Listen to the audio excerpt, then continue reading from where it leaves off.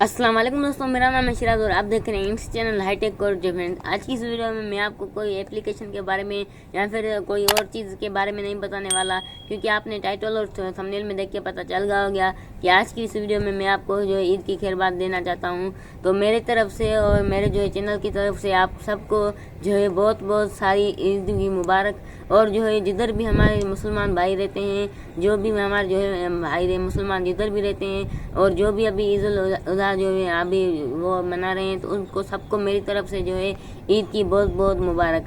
तो फ्रेंड्स, ये मेरी वीडियो आपको अच्छी लगी हो तो प्लीज़ लाइक शेयर सब्सक्राइब ज़रूर करना। और आप भी अगर मेरे को ईद मुबारक देना चाहते हैं तो मेरे नीचे कमेंट बॉक्स में आप दे सकते हैं। उसके अलावा जो है आपको मैं बताता चलूँ कि आज जो ईद उल अज़हा है, तो उसके अलावा भाई आप अगर कोई भी आप अपना गोश्त जो है लेते हैं, या फिर आपका गोश्त को दोस्तों है वो आप वो उसको वो कुर्बानी करता है, या फिर आप खुद करते हैं कुर्बानी, तो जो भी गोश्त बनता है वो गरीबों में बांट लिया करें। ऐसे नहीं अपने आप जो है अपने कज़न्स को रिश्तेदारों को दे के और जो है अपने जो है नेबर्स में दे के और ये गोश्त ख़त्म कर दें, ऐसा नहीं होता।